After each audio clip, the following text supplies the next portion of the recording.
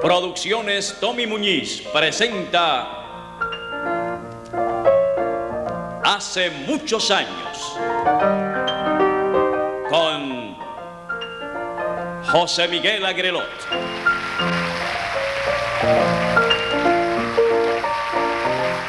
Muy buenas noches, mis queridos amigos. Bienvenidos a otro programa más de Hace muchos años.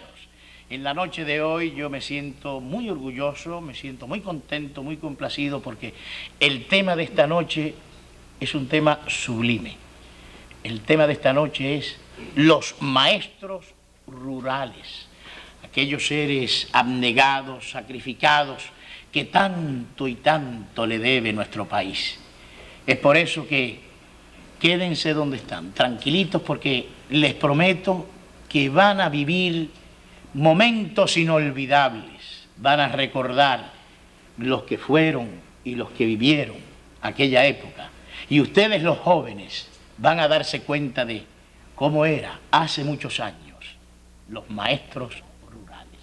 Para ello, mis queridos amigos, en la noche de hoy cuento con la presencia de mi buen amigo, mi respetable amigo, mi honorable compañero y colega, don Rafael Quiñones Vidal, que hoy no viene como maestro de ceremonias, no viene como artista, no viene como el animador de su gran programa Tribuna del Arte, hoy viene única y exclusivamente como maestro rural, que fue lo primero que hizo y de lo cual se siente muy, pero que muy orgulloso. También cuento con la presencia de doña Pura Perdido, viuda de Estrada, otra maestra rural que tiene mucho que contar. Le sigue doña Ana María Núñez Álvarez y doña Catalina Hernández de Rodríguez. Todos juntos, a manera de tertulia, vamos a rememorar tiempos idos. Hace muchos años, un maestro rural. Y comenzamos con don Rafa. Don Rafa, ¿cómo fue que usted se convirtió en maestro rural? ¿Qué lo inspiró? ¿Por qué? ¿Qué lo motivó? Pues fue muy sencillo. Yo quería ser doctor en medicina y desde joven tenía esa afición por la medicina, pero quedó ciego mi padre. Y el refugio de los jóvenes pobres de aquella época, los que no podían estudiar una carrera, la tabla de salvación era el magisterio. De manera que le eché mano enseguida a una escuelita y me fui de Caguas directamente a la casa de mi tío, el doctor Vidal, en Humacao. Permiso, ¿qué edad tenía usted? 17 años. 17 años. ¿Y de qué universidad se graduó usted para que le dieran inmediatamente el título de maestro? Explíqueme eso. Muy bien, de la Universidad del Dolor, de la Universidad de la Vida, de la Universidad del Hambre. Porque éramos tan y tan pobres, y mi padre había quedado ciego, que la única esperanza era yo, que era el mayor, y tenía 17 años. No podía estudiar mi doctorado en medicina, y naturalmente papá siempre me decía, estudia algo, hazte de un título. Todo joven debe tener un título, aunque sea maestro rural o tenedor de libros. Y así fue. ¿Y cómo le otorgaban el diploma? Usted es maestro, vaya si ejercer. ¿Cómo era eso? ¿A cuántos grados había que llegar? ¿Bachillerato, universidad o cómo? No, por lo general era el 8º grado. Yo no pasé de 8º grado. Mi universidad terminó en el 8º grado. Yo estudié en Cagua hasta el 8º grado, aunque mi aprendizaje lo hice en el pueblo de Aibonito, hasta el 6º grado. Y de ahí pasé a Cagua, del 6º grado me apunté en 7º y pasé a 8º. Y con ese diplomita de 8º grado me presenté al inspector de escuela de Humacao, y con la influencia de mi tío, que ya era alcalde de Humacao, vino la licencia de maestrito rural, con un gran sueldo. ¿Y se puede saber cuál era el sueldo? Pues teníamos 30 pesos mensuales durante 9 meses, 3 de hambre, que reducido a los 12 meses del año salía a 22 pesos y medio el sueldo mensual del maestro preparatorio, que no era ni rural, éramos maestros preparatorio. Ah, caramba. Después estudié allí mismo, en Humacao, para maestro rural. Y cuando decimos rural era porque usted tenía que caminar al campo. Y el preparatorio también lo mandaban al campo. Ajá. ¿Y caminaba a pie o a caballo? O ¿cuál era su medio de...? Ese era el problema. ¿Con qué compró un caballo? Menos mal que un caballo entonces costaba 30 o 40 pesos. Ajá. Y por lo general era una yeguita. Eran más baratas. Esa palabra te es muy familiar Sí, a ti, por lo de la cargo. yeguita de cargo. Pues mi tío me compró una yeguita. Ah. Mi tío, el doctor Vidal, que fue tan bueno conmigo. Y naturalmente la yeguita íbamos desde Humacao, cerquita de la plaza de Humacao, partía yo para el barrio de Río Abajo. Ajá. Y la escuelita quedaba en una casita vieja, pero con un balconcito poético entre árboles de mango. Y aquello era como paradisíaco, uno se sentía en un paraíso. Y estaba a la entrada del camino que va hacia la central, que entonces se llamaba Pasto Viejo. Correcto. 1907. ¿Y los libros y los planes, dónde los llevaba? ¿Tenía alguna banastita, alguna...? Sí. Ajá. Nunca pude usar silla porque no tenía con qué comprarla, la silla de montar. Y la yeguita me la vendieron con 2 banastitas, tiros jíbaros, donde se llevaban las batatitas y los plátanos y la yautía. Ajá. Pues ahí, y me sirvió de mucho, porque las banastitas esas, cuando el día era fructífero, me regalaban algunos mangos, algún huevo, algún pollito. Pues me lo traía escondido en la banastita y se lo regalaba a la encargada de la casa. Bien. Y allá digo yo, cuando usted ya penetraba en el campo, ¿quién lee el almuerzo? ¿Cómo? Ah, no había almuerzo, nada, ni almuerzo ni agua. No llevamos nada. Yo me desayunaba a las 7 con mi acostumbrada taza de café y el pedacito de pan con mantequilla, y empuñaba mi yeguita cuando no estaba coja, porque si estaba coja me tenía que ir a pie. Y cuántas veces fui a pie, fui y vine. Y naturalmente almorzábamos al retorno, a las 4 de la tarde. Me acuerdo que siempre mi tío, que era de poco comer, se admiraba, pero qué mucho come este muchacho. Si eran las 4 de la tarde, estaba almorzando y comiendo, tenía un apetito devorador. Imagínese, qué fantástico. Sí. ¿Y como cuántos muchachos tuvo así en su primera clase? Bueno, eran alrededor de 50. Y ahí había primer grado, segundo, tercer grado, todos los grados que posible. El maestro tenía que enseñarlo a la vez. Yo tengo aquí, don Rafa, tengo aquí, si tiene el señor director la bondad, una foto de una escuelita rural. Esta escuelita rural del barrio Voladoras de Moca,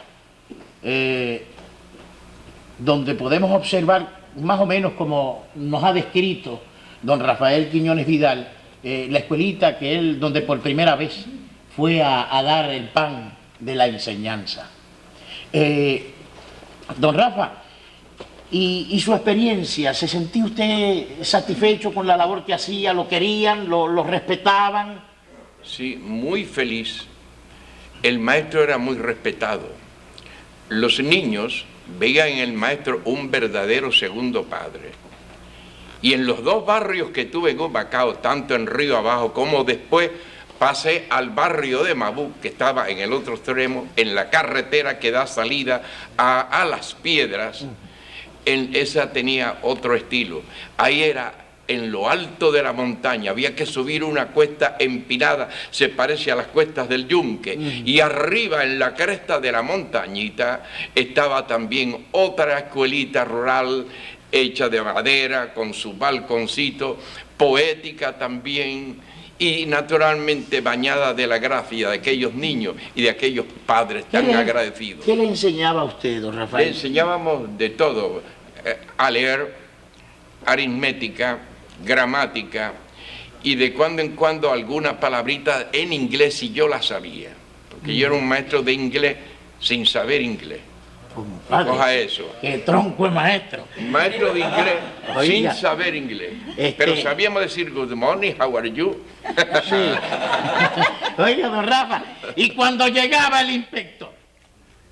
No me hable de eso. Nosotros éramos felices y estábamos en el paraíso hasta que llegaba el inspector. Cuando llegaba el inspector era el estado de purgatorio del maestro. Temblor de ala, miedo para aquí y para allá. Empezaba a registrar, escribió el plan, los planes, no tomó bien la asistencia de los niños y pendiente de lo que uno enseñaba. Ay, me acuerdo de una experiencia. Diga. Estaba enseñando yo estudio de la naturaleza y habíamos cogido la cabeza del caballo. Y eran unos muchachitos los más ingeniosos e inteligentes. Le digo, niños, yo por echármela adelante el inspector, creyendo que era un maestro, le digo, niños, ¿para qué sirve la cabeza del caballo? Él me decía, bueno, pues uno dice, como tiene seso, me dijo uno, pues para pensar. Y le dije, y los ojos para ver, y las orejas para oír, y la boca para comer. Y cuando llegué a la nariz, me callo, porque me dijo una palabrita, que hubo temblor también de ala. Me dijo, pues la nariz sirve para echar catarro, para no decir otra cosa. Y usted miró al inspector y dijo... No, cuando yo vi al inspector que estaba seriecito, yo dije, ay, tierra, trágame. Señoras y señores, como les dije en el comienzo del programa, este va a ser uno de los temas más interesantes. En hace muchos años, los maestros rurales. Vamos a pausar brevemente y luego continuaremos entrevistando a las otras damas maestras rurales que junto con don Rafael Quiñones Vidal también les rindieron una labor que jamás el pueblo podrá pagarles.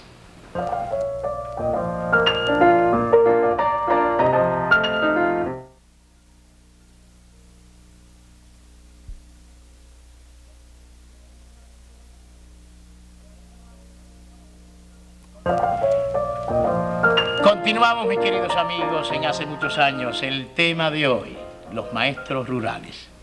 Iba a preguntarle antes de continuar con doña Pura, don Rafael, yo creo que usted en la actualidad es el maestro rural más antiguo de Puerto Rico. Debe serlo así, porque yo empecé en el 1907. Imagínate.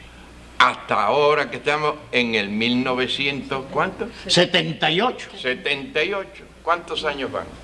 71 años. Hace muchos años. Aquí tengo precisamente... Ahora sí que cabe la palabra, hace muchos años. Sí, por eso fue que lo traje, don Rafa. Aquí tengo precisamente este maestro, gran maestro, desaparecido ya. Lo mencionan en uno de los maestros más viejos de Puerto Rico, don Toribio, donde precisamente dice don Toribio Lasal Burdón. Es un recio tronco que ha sobrevivido 94 años en amor perenne con la tierra y la escuela. Señoras y señores, ya él desapareció. Tenemos la gracia de tener a don Rafael Quiñones Vidal, que tiene en la actualidad, ¿cuánto? 86 años. Yo diría que difícilmente puede que existan, pero yo creo que usted es uno, si no el más antiguo de nuestros maestros rurales. Muy bien, vamos donde doña Pura. Doña Pura, Perdido, viuda de Estrada. Doña Pura, ¿dónde nació usted? Yo nací en Añasco, En Añasco. pero me terminé de criar desde edad de 6 años en Rincón. Usted no sucedió precisamente como con don Rafael, que le dieron el diplomita a los 8º grados, sino que ¿cuándo fue que le dieron su diplomita? Bueno, yo me gradué de 8º grado, fui a Añasco y estudié la high school. Ajá. Y de ahí fui un año a la universidad. Oh, ¿y cómo le llamaban a ese programa de ir después de graduado de 4º año a la universidad? Un curso rural. Un curso rural. Sí. Ajá. Y también usted tenía que hacer su travesía desde donde usted vivía a caballo. Bueno, algunos barrios. Ajá.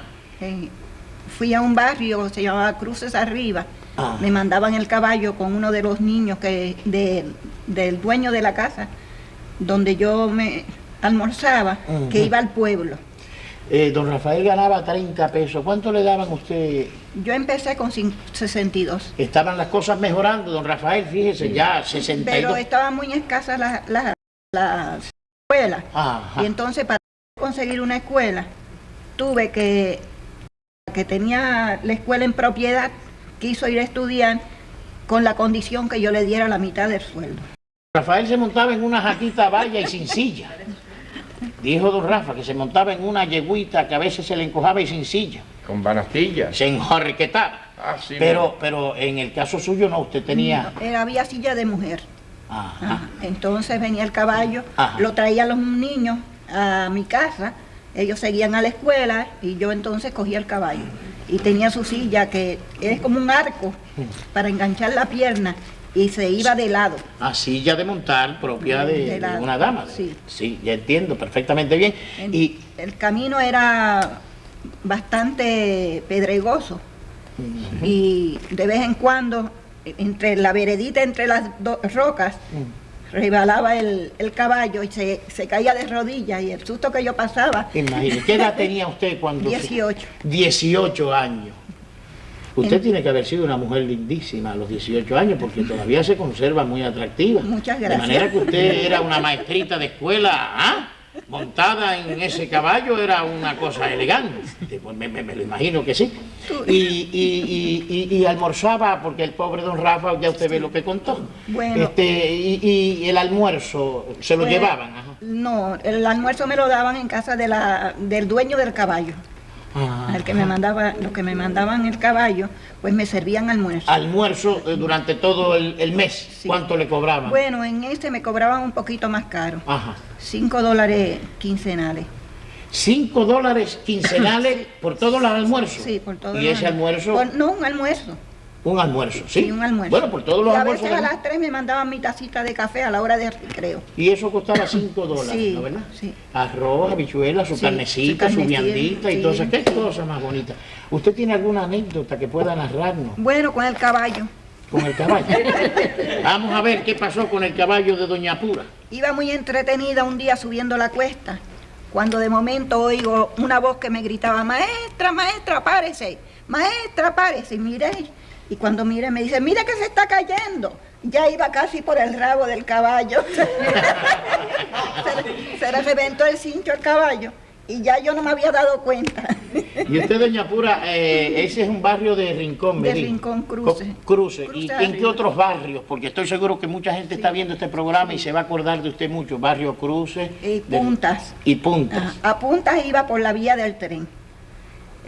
Los niños que venían Pero de... no en el de- tren, sino caminando. por la vía, por el riel de la vía. Ajá. Entonces los niños que venían para la escuela al pueblo me traían un palito, ¿Un qué? un palo, Un con palito. especie de bastón pero más largo, Ajá. porque el bastón era bajo, para yo apoyarme y caminar por el riel, porque había mucha piedra y no me molestaba los pies, las piedras y eso, y me sentía más cómoda caminando por la vía, por el riel. ¿Se sentía usted importante como maestra el desempeñar su trabajo? ¿Cómo no? Porque me querían mucho.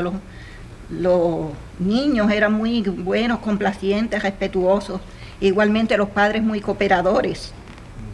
¿Qué tipo de regalos hacían? Porque ahora yo veo que llegan las navidades, llegan las graduaciones y salen corriendo a buscarles regalos, pero qué cacho de regalos. Y ahora que usted dice los regalos, Ah, el Día de las Madres ya se preparaban en la escuela canastitas hechas por los niños de cartulina, las que ellos se llevaban a la casa, y el domingo pues lo ponían sus flores y se lo daban a su mamá con una tarjetita y una notita: te amo, mamá.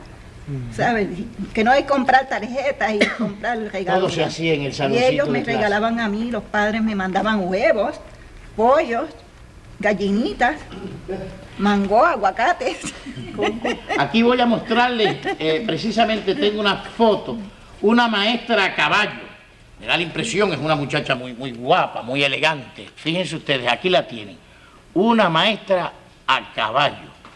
Y me imagino que así se vería usted en la época aquella en que usted recorría nuestras campiñas para llevarle la educación a los niños, montada en un brioso corcel, vamos a ponerle, para darle un poquito de, ¿verdad?, de caché a toda esta cosa.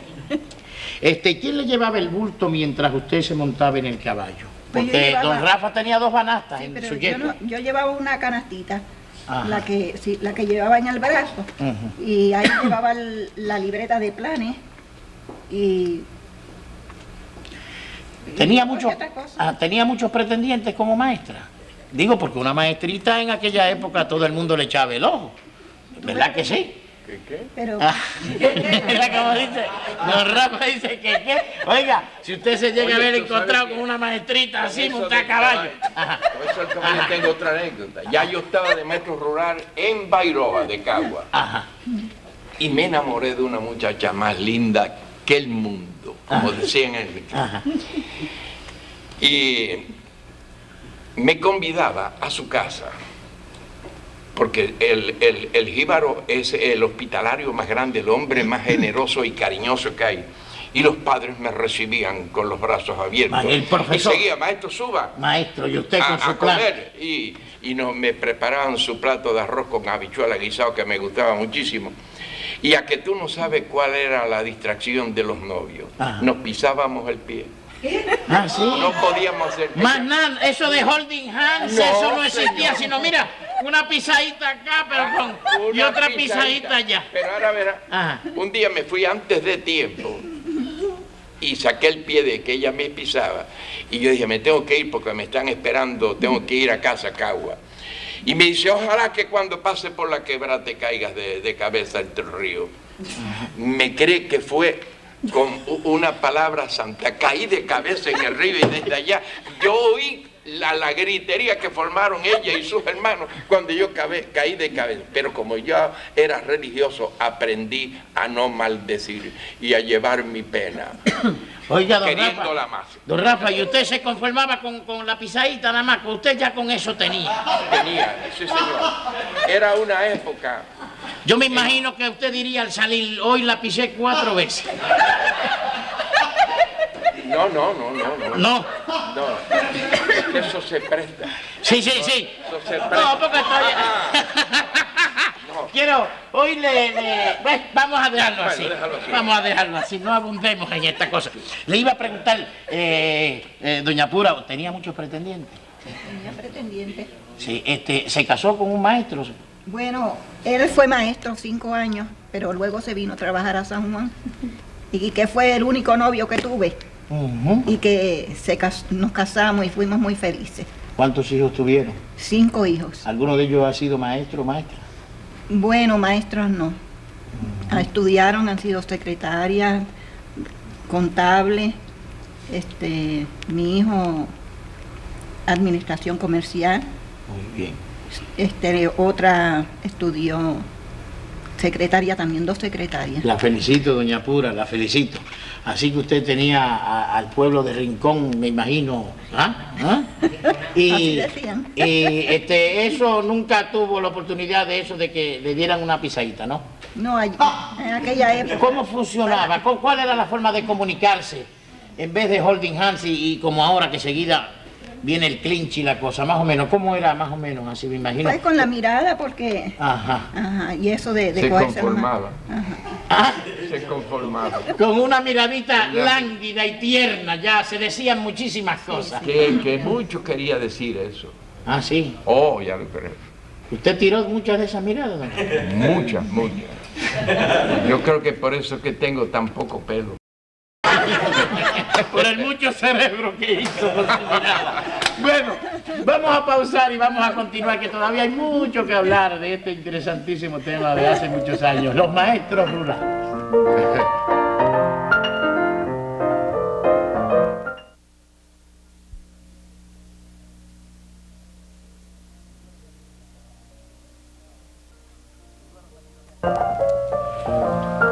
Mis buenos amigos de hace muchos años, continuamos con este interesantísimo tema de los maestros rurales.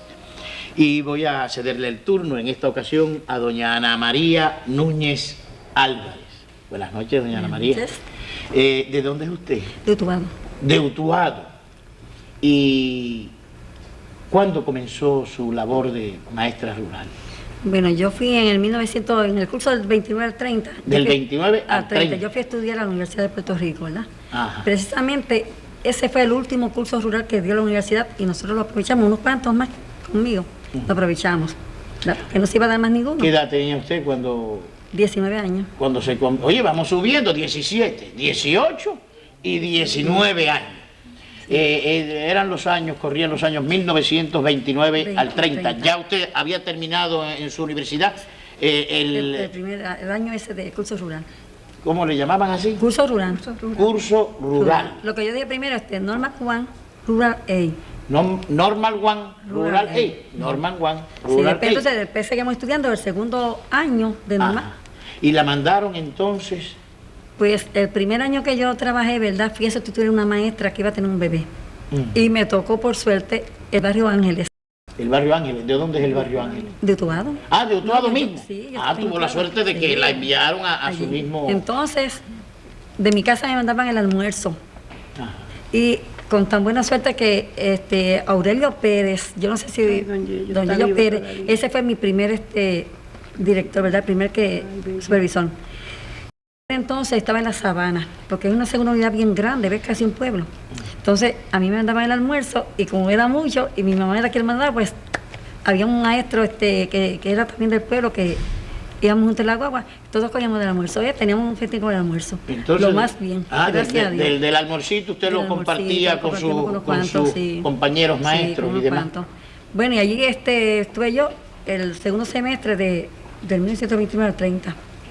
Del 30 al 31. Ya en aquella época no era cuestión de caballos ni nada de eso. No, yo iba en la guagua lo más tranquila.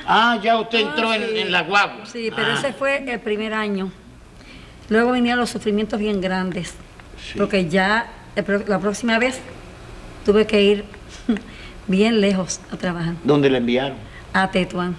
¿Dónde es Tetuán? Aparte de la calle de San Juan. Tetuán queda cerca de Jayuya, para allá. Imagínese. Y entonces ahí ya todavía ahí no habían guaguas, ¿no? Ay, bendito. Yo tenía que irme el domingo a las 3 de la tarde. Venía un caballito a buscarme. Precisamente uno de los que yo monté fue don Manolín Carbonet, que tenía una hacienda allí en Tetuán. Le mandaban un caballito a las 3 de la tarde el domingo. Entonces yo cogí el caballo, me montaba en él y seguía yo solita. Las primeras veces me acompañaba, después seguía yo solita por un camino que si fuera hoy... Eso era solita y mucho lodo. Cuando llovía el caballo se atacaba las herraduras. Ay, no podía salir. Y entonces se hospedaba en una casa cerca me hospedé en casa de los Aviles, bien conocidos allí, ¿verdad? Y entonces pues tuve que buscar matrículas, así que tuve que hacer matrícula. ¿Cómo que hacer matrícula? ¿Buscar estudiantes? Buscar estudiantes. Entonces fui a buscar estudiantes y cuando conseguí un número razonable, pues... la escuelita estaba allí mismo, una escuelita, si ustedes vieron aquella escuela, yo me quedaba, eran asientos de esos largos así, con tablas así, sí, una escuela de esas, con bancos de esos así, rústicos. ¿Y quién le ayudaba a limpiar esa escuela ya? Algún niño de buena voluntad que se quedaba allí por la tarde, o yo. O sea que usted tenía que buscar los discípulos, no había conserje. Nada. Y en cuanto a la comida, me dice que usted inició un programa de comedores escolares. No, sí, eso fue en Sabana Grande. Eso fue en Sabana Grande. Sí, eso fue en Sabana Grande, después sí. ¿Cómo fue eso? Pues en Sabana Grande. Pero de recorrido usted estuvo Utuado, Jayuya, Sabana Grande. No. Sabana Grande es un barrio de Utuado. Caramba, fue que me yo trabajé en Sabana Grande. Trabajé en Consejo, que era un segundo precinto en aquel tiempo. Mira si era lejos, Wow. Trabajé en Limón, donde es ahora el lago Dos Bocas. Trabajé en Guanico. Y allí en Sabana Grande fue que usted inició quizás el primer comedor escolar. En Sabana Grande, pues, como los nenes no tenían almuerzo ni nada, pues la que era supervisora de comedores era conocida mía y yo le hablé del asunto, ¿verdad? Entonces ella me dijo que sí, que me podía facilitar alimentos. Entonces yo iba en un caballo con 2 banatas bien grandes. Y en esa banata yo echaba mis materiales de escuela, material didáctico y todo lo que yo llevaba, planes y todo, y en el otro llevaba la compra. Entonces, al principio, pues como 2 semanas estuvimos haciendo el almuerzo en un chiquero de caballo, a la orilla del camino, cerca de la escuela. Pero más tarde, ¿ves? Ya los nenes se sentaban en la hierba, traían su platito de su casa, su cucharita, su vasito para dar la leche. Y después pues, yo decidí hacerlo en el mismo salón. ¿Allí montó su fogoncito? Allí yo monté 2 anafres atrás, en la parte de atrás del salón, donde daba clase, una mesa con todos los utensilios, y dando clase y haciendo el almuerzo a los muchachos. A veces lo hacía marifinga, esa que llaman. Marifinga. Harina de maíz, sí, y buena que la encontraban. Ay, dígame una cosa, ¿y qué grados enseñaba? Allí yo enseñaba primero y segundo por la mañana y tercero por la tarde. ¿Y cómo podía bregar con primero y segundo por la mañana y tercero por la tarde? Pero en el mismo salón. En el mismo salón. Un grupo de estudiantes, esta parte, a esto era primer grado y a este otro era segundo grado. Y entonces por la tarde venían los de tercero. Y después de tercero pues venían al pueblo a terminar las clases. ¿Y el sueldo cuál era más o menos? Yo empecé con $76. Vamos subiendo, ¿ves? Se me reducían a 68, como hacían descuento, ¿ves? A 68. Y muchas veces, y le suplían los libros, los lápices, los papeles. Bueno, bastante, algunos libros y eso, sí, pero una vez hubo una época bien triste, que no había libros ni nada, entonces había un maestro mutuado que se llama Genaro Negrón, que tenía una imprenta, y él nos hacía a nosotros los libros a 5 centavos cada uno. Me acuerdo yo que se hizo el de Jane and Dick, que era en inglés, porque nosotros damos todas las clases, todas. ¿Tiene alguna anécdota que referirme? Bueno, allí nosotros teníamos que hacer también, éramos consejeros, agricultores, consejeros, orientadores, todo en el barrio. ¿Y cómo es eso de agricultores? Tenemos agricultores, nosotros tenemos huertos. Ustedes enseñaban a los niños a sembrar. Nosotros teníamos huertos y le enseñamos a ellos también, sí, algunas cositas, pero el huerto era para usarlo en el comedor. Lo que producía el huerto de la escuela, lo utilizaban luego en el comedor. Tomate, todas esas cosas. Sencillamente, don Rafael, los maestros rurales, pues, es una cosa fantástica. Es algo que en la comunidad puertorriqueña no podrá pagar jamás el sacrificio, la abnegación, lo que le debe el pueblo de Puerto Rico al maestro rural. Definitivamente eran héroes y lo siguen siendo, indiscutiblemente. Y merecen una página aparte en la historia de Puerto Rico. Vamos a continuar, que todavía nos queda alguien, y vamos a seguir adelante con Hace Muchos Años y en el tema de los maestros rurales.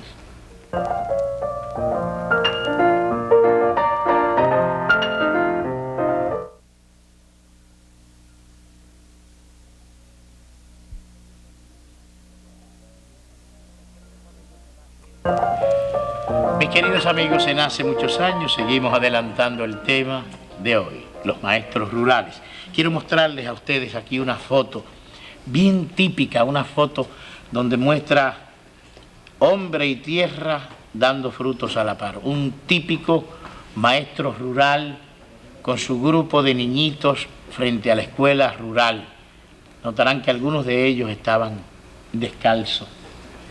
Una genuina, una verdadera y auténtica fotografía del maestro rural con sus discípulos.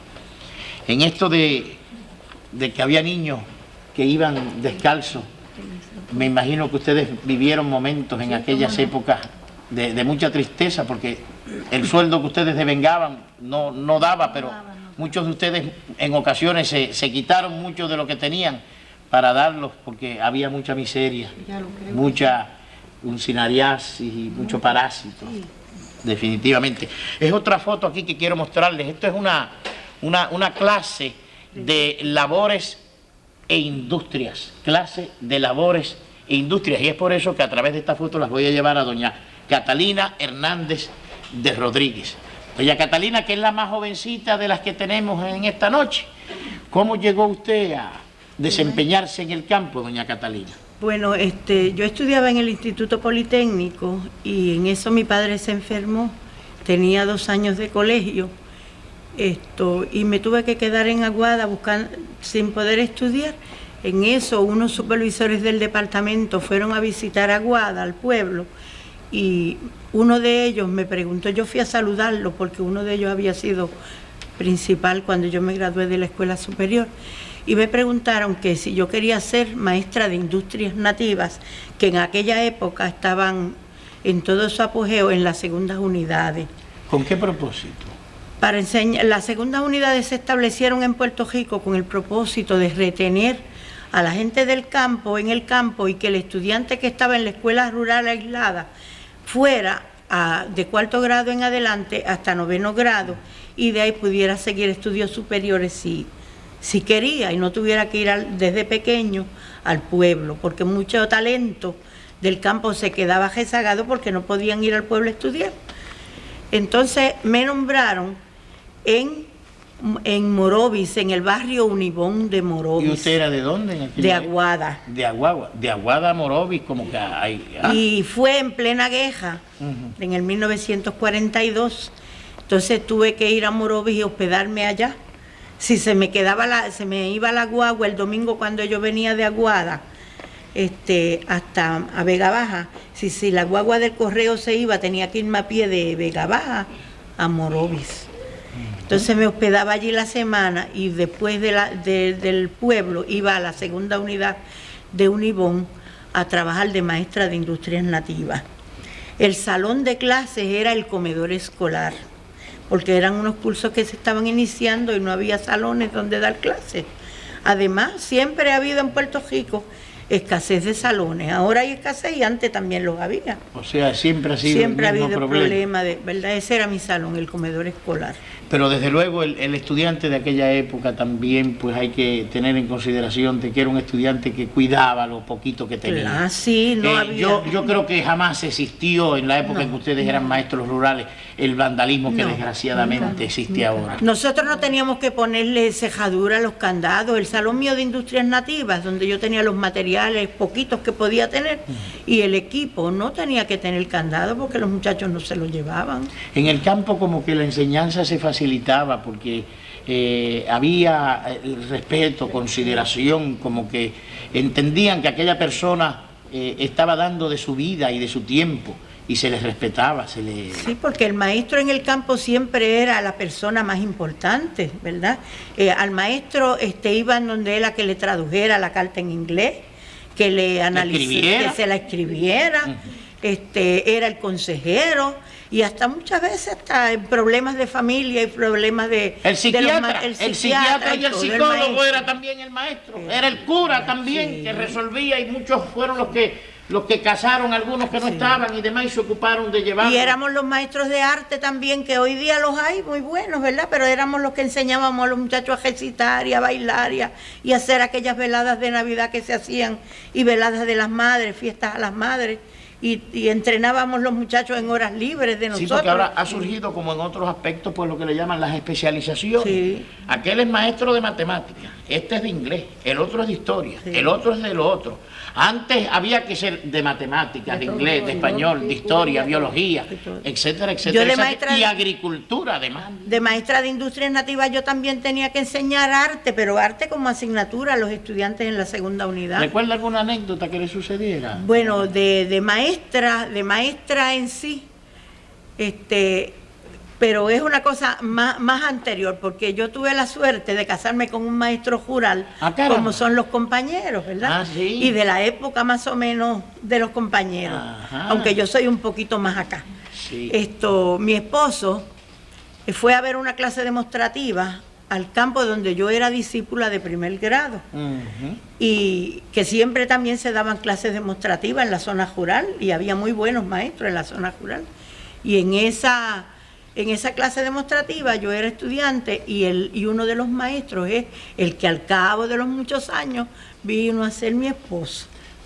Así es que por eso es que yo vivo en dos épocas de maestros rurales. Viví la época mía como maestra y la conozco la época de maestro rural de ellos, por lo que hablábamos mi esposo y yo después, al cabo de...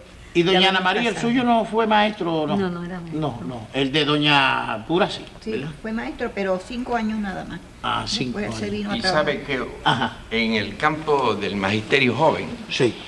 hubo sus cosas serias, pero también jocosas. Ven, eso es interesante. Ahora verá, Ajá. allá en Humacao, yo hice amistad con 2 maestros más. Uno era prietecito, alto como una palmera, y el otro usaba espejuelos que parecía que eran 2 faroles. Bueno, pues hicimos una amistad tan íntima que aprendimos a comer jobo como los niños. Maestro comiendo jobo. Ahora verá. Vamos a ver. Vamos a ver. Velábamos que el inspector saliera de conferencia para San Juan y decíamos nosotros al otro día hay reunión en tal barrio, y a las escuelas nuestras decíamos mañana no hay clase porque pasamos a conferencia con el inspector. El otro decía lo mismo. Y nos encontrábamos un poquito más allá de la plaza y nos íbamos todos para un barrio a comer jobo o cualquier cosa, ¿eh? Y hacíamos una fiestecita. Esa fue la parte más jocosa de las huidas que nos dimos como maestros rurales. O sea, tan pronto ustedes se enteraban que el supervisor se iba para San Juan. Sí, pero viene también la parte seria. La parte seria es que teníamos aspiraciones. No queríamos quedarnos como maestros rurales ganando 30 pesos. Queríamos ser graduados. 30 pesos no son diarios, estamos hablando de 30 pesos mensuales. 30 pesos que eran durante 9 meses que se reducían a 22.50 mensual. Entonces, en Humacao estaba una de las mujeres más ilustres y notables que he conocido en mi vida. Ni aún a mis 86 años he encontrado otra mujer de la talla intelectual de aquella. Aquella era una universidad en sí. Era doña Ana Roquet de Duprey, que para nombrarla hay que ponerse de pie como lo hago yo ahora en este momento. Hay que quitarse el sombrero. Doña Ana Roquet de Duprey. Y ella nos preparó para maestro graduado. Se sentaba con su blusa larga y no necesitaba libros. Vamos a hablar de gramática. Ella había escrito una gramática que le decía tú a la gramática de la Real Academia. Vamos a tratar sobre la flora de Puerto Rico. No necesitaba, porque había escrito 23 tomos sobre 3.000 plantas medicinales de Puerto Rico, que todavía no se ha honrado esa obra por el gobierno de nuestro país. Y esa mujer hizo así 3.000 y pico de maestros, entre los cuales yo salí también maestro graduado y pasé a Cagua. Maestro de maestros, qué bonito. Pausamos brevemente, todavía nos queda un poquito de tiempo y lo vamos a aprovechar.